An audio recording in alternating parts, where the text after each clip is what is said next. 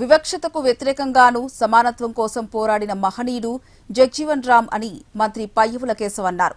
బాబు జగ్జీవన్ రామ్ 119వ జయంతి సందర్భంగా అనంతపురంలో సప్తగిరి కూడలిలో ఉన్న ఆయన విగ్రహానికి మంత్రి పయ్యవుల, ఎంపీ అంబికా లక్ష్మీనారాయణ, ఎమ్మెల్యే దగ్గుబాటి ప్రసాద్ పూలమాల వేసి నివాళులర్పించారు. మన చుట్టూ ఎలాంటి పరిస్థితులు ఉన్నా మార్చగలనా అన్న తపన ఉంటే మార్చగలం అని చూపించగలిగిన మహోన్నత వ్యక్తి బాబు జగ్జీవన్ రామ్ అని గుర్తు చేశారు.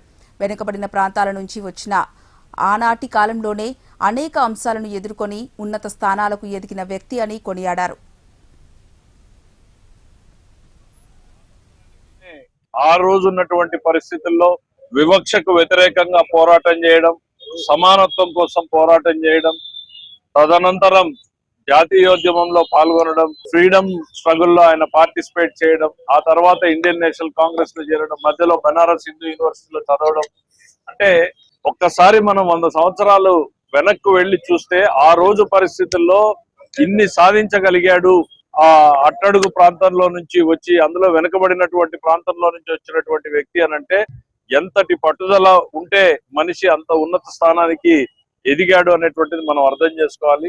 మన చుట్టూ పరిస్థితులు ఎట్లా ఉన్నా వాటిని మార్చాలి అనేటువంటి ఒక తపన తాపత్రయం మనిషికి ఉంటే మార్చగలడు అని చూపించడానికి మన కళ్ళ ముందు కనపడతా ఉన్నాయి. ఆయన వివిధ శాఖలు నిర్వర్తించాడు. రైల్వే గాని, అగ్రికల్చర్ గాని, లేబర్ గాని అన్నింటిలోనూ తనదైనటువంటి ముద్రను చూపించినటువంటి వ్యక్తి. దేశ రాజకీయాల్లో ఒక సింబల్ ఆఫ్ ఈక్వాలిటీగా, సమానత్వానికి ప్రతీకగా నిలిచినటువంటి వ్యక్తిగా ఎప్పటికీ కూడా గుర్తుంటారు. దాన్నే మనం అందరం ఈ రోజు గుర్తు చేసుకోవాలి, దాన్నే స్ఫూర్తిగా తీసుకోవాలని చెప్పి కోరుకుంటూ ఈరోజు ప్రభుత్వం ఈ కార్యక్రమాన్ని పెద్ద ఎత్తున అన్ని ప్రాంతాల్లోనూ కూడా చేయడం జరుగుతూ ఉంది. ఈ కొత్త జనరేషన్ కూడా నాటి పరిస్థితుల్ని, మార్పుకు కారణమైనటువంటి ఈ వ్యక్తుల్ని మనం చరిత్రలో గుర్తు చేసుకుంటూనే ఉండాలి అనడానికి ఈ కార్యక్రమాలు. వ్యక్తిగా భారతదేశంలోనే ఉప ప్రధానిగా పనిచేసి భారతదేశంలోని యొక్క బడుగు బలహీన వర్గాల వారి యొక్క ఆశా జ్యోతిగా వెలుగున్నటువంటి బాబు జగజ్జీవన్ రామ్ గారి యొక్క జయంతి సందర్భంగా మనమందరూ కూడా వారు చూపించిన మార్గంలో మనం నడవాలి.